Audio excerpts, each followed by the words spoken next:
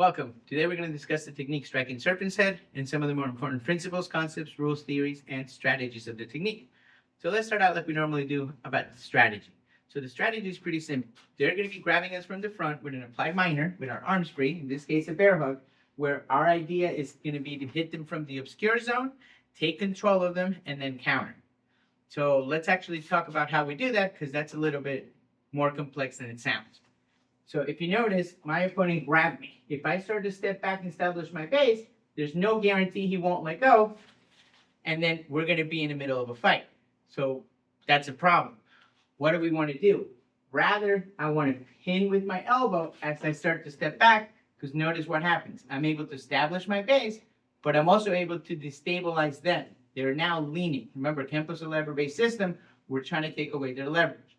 So from here, it's hard for him to be able to pick me up, and I have more stability. So now that we talked about how we're doing the first maneuver, let's go back to our strategy. Striking them from an obscure zone. This means I want to hit them in the back. So this brings in the concept of timing. Remember, timing is everything. I don't want to establish my base, wait till he's focused and ready, and then deliver the strike.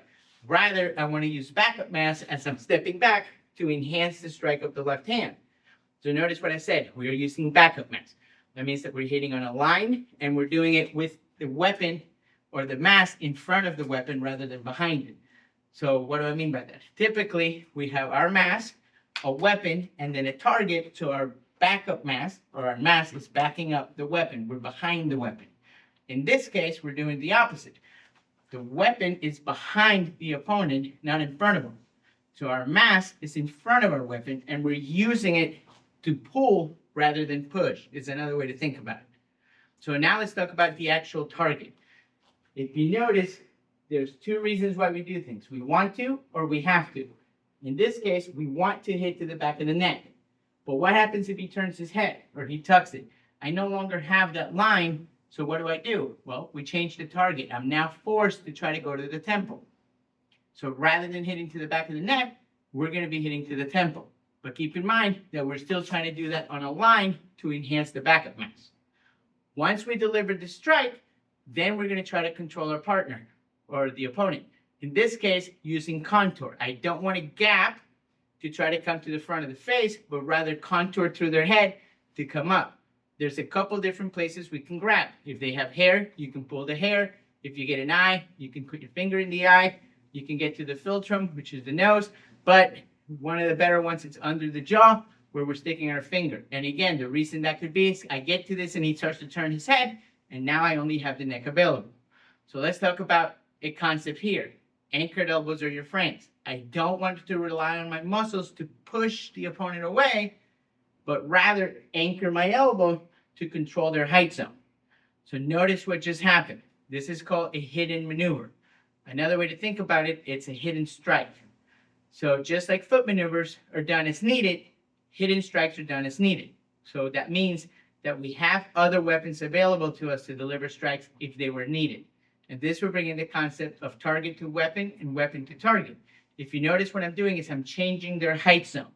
The idea here is that I want to bring his groin into my knee so I can deliver a strike by bringing the target to the weapon.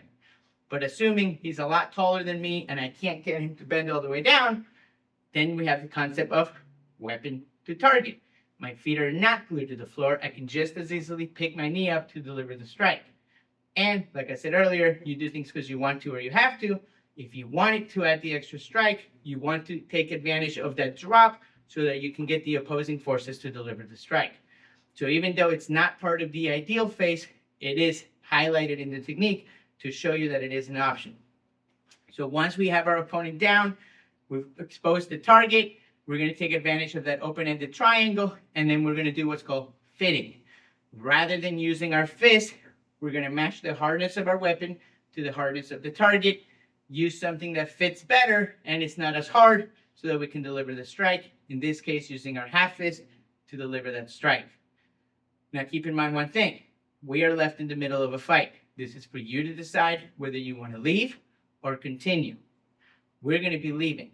But there's one more thing we have to talk about, the range or the length of a technique. The techniques are designed to teach us the long range of the technique, but we have middle versions and short versions. So let's assume that I was really good with my first maneuver and I delivered that strike. The opponent might already start to lose consciousness and drop. This might be a good time to leave. Or if you want to use that hidden weapon to lift them back up so you can continue, that would also be an option. So now that we talked about the rules, concepts, principles, and theories, let's actually demonstrate it once fairly slow so you can see it executed.